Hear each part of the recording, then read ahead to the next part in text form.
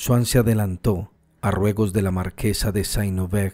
para oír un aria de Orfeo que tocaba un flautista, y se colocó en un rincón donde, por desgracia, no disfrutaba otra perspectiva que la de dos damas, ya de edad madura, sentadas una al lado de otra, la marquesa de Cambremer y la vizcondesa de Fontainebleau, que, como eran primas, se pasaban el tiempo en todas las reuniones, con sus bolsos en la mano y con sus hijas detrás, buscándose como si estuvieran perdidas en una estación y sin tranquilidad hasta que encontraran dos sillas juntas y las marcaban con su abanico o con su pañuelo.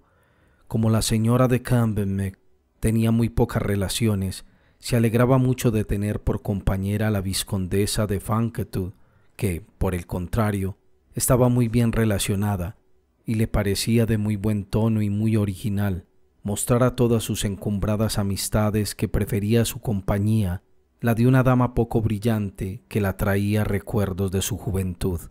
Swann, lleno de irónica melancolía, estaba viendo cómo escuchaban el intermedio de piano, San Francisco hablando a los pájaros de Liszt, que vino después del aria de flauta, y cómo iban siguiendo el vertiginoso estilo del pianista.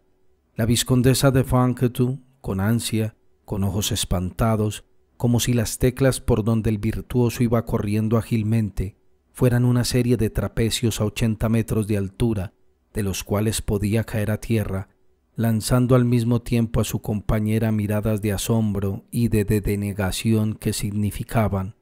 «Es increíble, nunca creí que un mortal pudiera hacer eso». Y la marquesa de Cambremer, como mujer que recibió sólida educación musical, llevando el compás con la cabeza, transformada en volante de metrónomo, con oscilaciones tan rápidas y amplias de hombro a hombro que, con esa especie de extravío y abandono en la mirada propia de los dolores imposibles de retener y dominar, y que dicen: «¿Qué le vamos a hacer?», a cada momento enganchaba con sus solitarios las tiras de su corpiño y tenía que enderezar el negro racimo que llevaba en el pelo, sin dejar por eso de acelerar el movimiento. Al otro lado de la vizcondesa de Fontainebleau, un poco más adelante, estaba la marquesa de Gallardón, preocupada con su idea favorita, su parentesco con los Guermantes, del que sacaba para sí y para la gente mucha gloria y algo de vergüenza, porque las figuras preeminentes de la familia la tenían un poco de lado, quizás porque era muy pesada, porque era mala, o porque venía de una rama inferior, o, quién sabe, sin razón alguna. Cuando estaba al lado de una persona desconocida, como en ese momento era la vizcondesa de Fontainebleau, padecía porque la conciencia que ella tenía de su parentesco con los Guermantes no pudiera manifestarse externamente en caracteres visibles, como esos que en los mosaicos de las iglesias bizantinas están colocados unos junto a otros y representan en una columna vertical, junto a un santo personaje, las palabras cuya pronunciación se le atribuye. Estaba pensando que en los 6 años que llevaba de casada su joven prima, la princesa de los Lum, no la había invitado ni había ido a verla una sola vez. Esa idea la llenaba de cólera y al mismo tiempo de orgullo, porque a fuerza de decir a la gente que se extrañaba por no verla en casa de la princesa de los Lums, que no iba allí para no encontrarse con la princesa Matilde, cosa que su ultralegitimista familia no la habría perdonado nunca, acabó por creerse que ese era, en efecto, el motivo que le impedía ir a casa de su prima. Sin embargo, recordaba, pero de un modo confuso, haber preguntado más de una vez a la princesa de los Lums cómo podrían arreglarse para verse, pero ese recuerdo humillante le neutralizaba y con mucho murmurando: «A mí no me toca dar los primeros pasos porque tengo 20 años más que ella». Gracias a la virtud de estas palabras interiores, echaba altivamente atrás los hombros, desplegándolos del busto, y como tenía la cabeza inclinada hacia un lado, casi horizontal, recordaba la cabeza añadida de un faisán orgulloso que se sirve a la mesa con todo su plumaje. Era, por naturaleza, pequeña, hombruna y regordeta, pero los desaires la habían dado tiesura, como esos árboles que, nacidos en mala postura al borde de un precipicio, no tienen más remedio que crecer hacia atrás para guardar el equilibrio. Y obligada, para consolarse así de no ser tanto como los demás de Guermantes, a decirse siempre que si los trataba poco era por intransigencia de principios y por orgullo, aquella idea llegó a modelar su cuerpo, prestándole una especie de majestuoso porte que, para las gentes de clase media, parecía un signo de su alta estirpe y que, de cuando en cuando, encendía, con fugitivo deseo, el apagado mirar de los calaveras de casino. Si se hubiera sometido la conversación de la marquesa de Gallardón a esos análisis que, buscando la frecuencia mayor o menor con que se repite una palabra, nos llevan a descubrir la clave de un lenguaje cifrado, se habría visto que ninguna frase, ni siquiera la más usual, se daba tanto en sus labios como «en casa de mis primos los de Guermantes», «en casa de mi tía la de Guermantes», «la salud del Señor de Guermantes», «el baño de mi prima la de Guermantes». Cuando la hablaban de un personaje famoso, respondía que, aunque no le conocía personalmente, le había visto muchas veces en casa de su tía la duquesa de Guermantes, pero con tono tan glacial y voz tan sorda que se veía muy claro que no le conocía personalmente, porque se lo impedían los principios arraigados y firmísimos que le empujaban los hombros hacia atrás, dando la semejanza con uno de esos aparatos que hay en los gimnasios para desarrollar el tórax. Y precisamente la princesa de los Lums, que nadie creía que fuera a casa de la marquesa de Saint-Euverte, llegó en aquel momento. Para mostrar que no intentaba hacer pesar la superioridad de su rango en una casa a la que iba por mera condescendencia, entró encogiendo los hombros, aunque no había ninguna multitud apiñada que atravesar ni nadie a quien dejar paso, y se quedó expresamente en un rincón, como si aquel fuera el sitio apropiado para ella, igual que un rey que hace cola en un teatro mientras que las autoridades no se enteran de su presencia, y limitando su mirada, para que no pareciera que se hacía ver y que pedía el adecuado tratamiento, al dibujo de la alfombra o de su falda, se estuvo de pie en el sitio que más modesto le pareció y a donde sabía que iría a sacarla con una exclamación de arrobo la marquesa de Saint-Euverte en cuanto la viera, junto a la marquesa de Cambermé, a quien no conocía. Observaba la mímica de su vecina, melómana ella también, pero no la imitaba, y no es que no deseara la princesa, para 5 minutos que iba a pasar en casa de la Saint-Euverte y para que el favor que así le hacía valiera aún más, mostrarse amabilísima, pero sentía un horror instintivo a lo que ella llamaba exageraciones y deseaba mostrar que ella no tenía por qué entregarse a manifestaciones que no concordaban bien con el estilo del grupo de sus íntimos, pero que no dejaban de hacerle efecto, gracias a ese espíritu de imitación que el ambiente nuevo, aunque sea inferior, desarrolla hasta en las personas más seguras de sí mismas. Empezó a preguntarse si no sería aquella gesticulación cosa requerida por lo que estaban tocando, obra que no entraba en el marco de la música a que ella estaba acostumbrada, y si el abstenerse de aquellos balanceos no sería dar prueba de incomprensión de la obra y de desconsideración al ama de la casa, de modo que para expresar por un corte de cuentas sus contradictorios sentimientos ya se limitaba a subirse los tirantes de su traje o a afirmar en su rubio pelo las bolitas de coral o de esmalte rosa escarchadas de diamantes que realzaban la sencillez y gracia de su peinado, mientras examinaba con fría curiosidad a su fogosa vecina. Ya seguía la música por unos momentos con su abanico, pero fuera de compás, para no abdicar su independencia. El pianista acabó con Liszt y empezó a tocar un preludio de Chopin, y la marquesa de Cambermé lanzó a la vizcondesa de Fontainebleau una cariñosa sonrisa de satisfacción, de competencia y de alusión al pasado. Allá, cuando joven, había aprendido a acariciar el largo cuello sinuoso y desmesurado de las frases chopinianas, libres, táctiles, flexibles, que empiezan por buscarse su sitio por camino muy remoto y apartado del que tomaron al salir, muy lejos del punto donde esperábamos su contacto, pero que si se entregan a este retozo de su fantasía es para volver más deliberadamente, con retorno más premeditado y preciso, como dando en un cristal que resuena hasta arrancar gritos, a herirnos en el corazón. Como vivió de joven en el seno de una familia provinciana con muy pocas relaciones y no iba casi nunca a bailes, allá, en la soledad de su mansión, se embriagó moderando o precipitando las danzas de estas imaginarias parejas,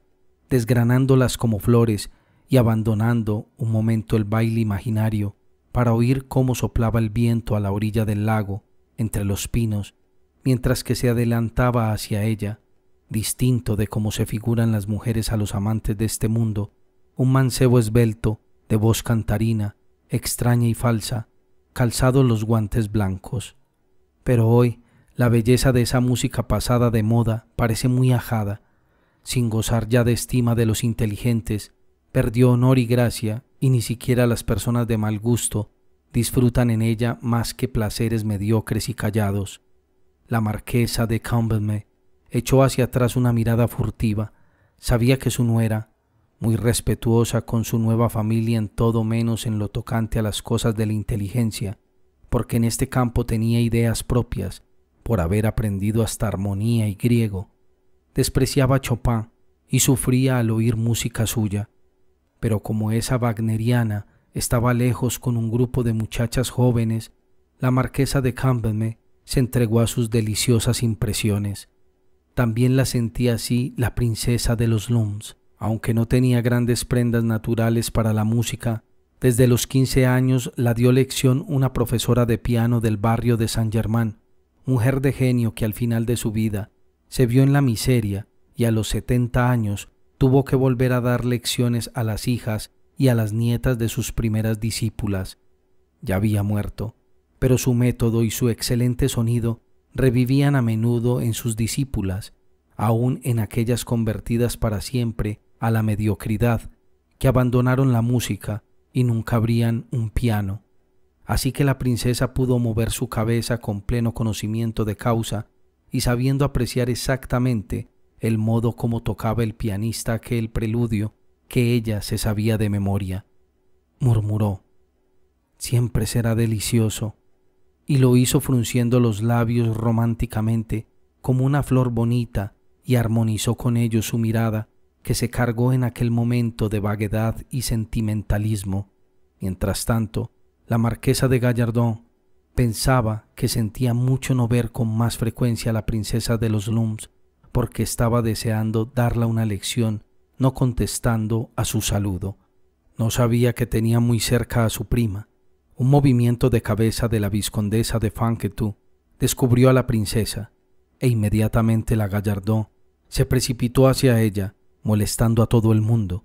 Pero como no quería perder aquel porte altivo y glacial, que recordaba a todos que no deseaba mucho trato con una persona en cuyos salones podía encontrarse a la princesa Matilde, y a la que ella no debía ir a saludar primero, porque no era de su tiempo, quiso compensar aquel porte de reserva y orgullo con algunas palabras que justificaran su saludo y obligaran a la princesa a entrar en conversación. Así que en cuanto se vio cerca de su prima, con rostro seco y tendiendo la mano como una carta forzada, la dijo: «¿Qué tal está tu marido?», con el mismo tono de preocupación que si el príncipe estuviera gravemente enfermo. La princesa se echó a reír con una risa muy suya, que quería indicar a los demás que se estaba riendo de una persona y que al mismo tiempo la embellecía, concentrando los rasgos de su rostro en torno a su animada boca y a sus ojos brillantes. La respondió: «Pero si está divinamente», y todavía sigue riéndose. Sin embargo, la marquesa de Gallardón, enderezando el busto y con el rostro ya más frío, aunque todavía preocupado por el estado de salud del príncipe, dijo a su prima: «Oriana». Y aquí la princesa miró asombrada y risueña a un invisible tercer personaje, al que tomaba por testigo de que nunca autorizó a la marquesa para que la llamara por su nombre de pila. tengo mucho interés en que vayas mañana a casa a oír un quinteto con clarinete de Mozart. Me gustaría saber tu opinión.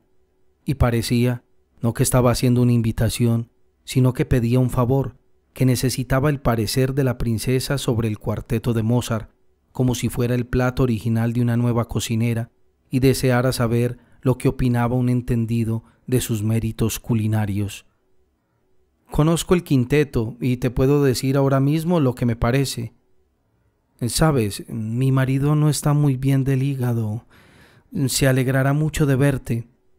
replicó la Gallardón, que ahora imponía a la princesa la asistencia a su fiesta como un deber de caridad. A la princesa no le gustaba decir a una persona que no quería ir a su casa, y todos los días escribía cartas lamentándose de no haber podido ir, por una inopinada visita de su suegra, por una invitación de su cuñado, por la ópera o por haberse marchado al campo, a una reunión a la que nunca tuvo intención de asistir, y así daba a mucha gente la alegría de suponer que estaba en muy buenas relaciones con ellos, que de buena gana habría ido a su casa, a no ser por aquellos contratiempos principescos que tanto halagaba a sus amigos ver en competencia con su invitación. Además, como formaba parte de aquel ingenioso grupo de los Guermantes, donde sobrevivía algo de la gracia viva, sin lugares comunes ni sentimientos convencionales, que desciende de Mérimée y halla su última expresión en el teatro de Meilhac y Halévy, adaptaba esa gracia al trato social, la transponía hasta en su cortesía, que aspiraba a que fuese precisa, positiva, muy cercana a la humilde verdad. No exponía ampliamente a una señora cuán grandes eran sus deseos de asistir a una reunión en su casa. La parecía más amable enumerarla unas cuantas menudencias de las que dependía que pudiera ir o no.